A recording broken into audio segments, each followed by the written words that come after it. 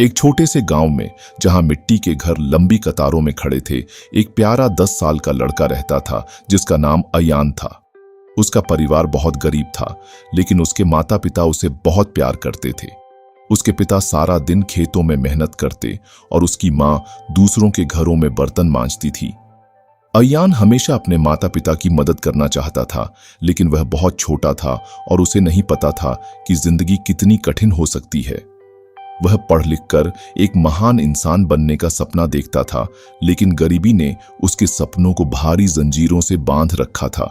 उसके पास अच्छे कपड़े नहीं थे, किताबें नहीं थीं और कई बार तो उसे भूखा ही सोना पड़ता था। फिर भी उसने कभी अपने चेहरे पर उदासी नहीं दिखाई। एक दिन उसके पिता ने एक कठिन फैसला लिया, अयान को शहर भेजने का। गांव में अब कोई काम नहीं है, पिता ने प्यार से कहा। शहर में तुम कुछ नया सीख सकते हो, काम कर सकते हो और एक अच्छी जिंदगी बना सकते हो। अयान नहीं समझ पाया कि उसे घर क्यों छोड़ना पड़ रहा है, लेकिन अपने माता पिता को खुश करने के लिए वह मान गया। अगली सुबह उसके पिता ने उसे दूर शहर जाने वाली बस में बैठा दिया, जहां एक दूर का रिश्तेदार रहता था। अयान को वहीं रहना था, कुछ काम सीखना था और कुछ बनना था। उसकी माँ ने आंसू छुपाकर उसके सिर पर हाथ फेरा और कांपती आवाज में कहा, बेटा मजबूत बने रहना, कभी हार मत मानना, चाहे कुछ भी हो जाए।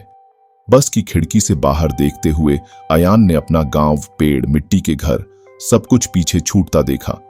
उसका दिल सपनों से भरा था, लेकिन उसे नहीं पता था कि जिंदगी अब उसे बहुत कड़ी परीक्षा देने वाली है। जैसे ही अयान बस से उतरा, उसके दिल में डर भरने लगा। शहर बहुत अलग था, ऊंची इमारतें, तेज गाड़ियां, शोरगुल और अनजान लोग हर जगह। उसने अपने पिता द्वारा दिया गया पता निकाला और लोगों से मदद मांगी, लेकिन किसी ने ध्यान नहीं दिया। कुछ ने अनदेखा किया, कुछ ने घूरा। घंटे बीत गए, अंधेरा होने लगा। उसने पूरे दिन कुछ नहीं खाया था। उसके पैर दर्द करने लगे और आंखों में आंसू आ गए। घबराया हुआ और डरा हुआ अयान एक कोने में बैठ गया और रोने लगा। अब क्या करूं, कहां जाऊं? वह बड़बड़ाया। सड़क की बत्तियां जल गईं, लेकिन उसका दिल अंधेरे से भरा था। उसे उम्मीद थी कि कोई मदद करेगा, लेकिन कोई नहीं आया। एक होटल के बाहर उसे बचा हुआ खाना दिखा। वह उसे लेने ही वाला था कि एक आदमी चिल्लाया और उसे भगा दिया। थका हुआ और कमजोर अयान एक बंद दुकान के बाहर लेट गया। ठंडी हवा चल रही थी और उसका छोटा सा शरीर कांपने लगा। उस रात अयान ने पहली बार महसूस किया कि जब आप अकेले होते हैं तो दुनिया कितनी क्रूर हो सकती है। वह चुपचाप रोने लगा, माँ, पापा, मैं यहाँ अकेला हूं। और डर और भूख में कांपते हुए धीरे धीरे सो गया। लेकिन अगली सुबह सूरज के साथ एक छोटी सी आशा की किरण भी उसके दिल में चमकी। वह उठा और खुद से कहा, अगर मैं बस रोता रहूंगा तो कुछ नहीं बदलेगा, मुझे कुछ करना होगा। उसने अपने कपड़े झाड़े और चलना शुरू कर दिया, बिना यह जाने कि जाना कहां है, लेकिन मन में था कि रुकना नहीं है। तभी उसकी नजर एक चाय की दुकान पर पड़ी। एक बूढ़े आदमी चाय बना रहे थे और 2 लड़के ग्राहकों को चाय दे रहे थे। अयान ने हिम्मत जुटाई और पूछा, दादाजी, क्या मुझे यहां काम मिल सकता है? बूढ़े आदमी ने उसे ऊपर से नीचे तक देखा। उसके कपड़े मैले थे, चेहरा धूल से भरा। बेटा, कहां से आए हो? उन्होंने प्यार से पूछा। अयान ने पूरी कहानी नहीं बताई, बस इतना कहा कि वह गांव से आया है और काम की जरूरत है। बूढ़े आदमी का दिल पिघल गया। उन्होंने उसे रोटी का एक टुकड़ा और चाय का प्याला दिया। पहले खाओ, फिर बात करेंगे। और इसी तरह अयान को वहां एक छोटा सा काम मिल गया, मेजें साफ करना, कप धोना और ग्राहकों को पानी देना। काम आसान नहीं था, लेकिन अब वह भूखा नहीं था। दिन बीतते गए और अयान नई नई चीजें सीखता गया। कुछ ग्राहक रूखे थे, कुछ दयालु। धीरे धीरे अयान समझने लगा कि हर इंसान अलग होता है। एक दिन एक अच्छे कपड़े पहने आदमी चाय की दुकान पर आए। उनका नाम था श्री राकेश, जो एक स्कूल के प्रिंसिपल थे।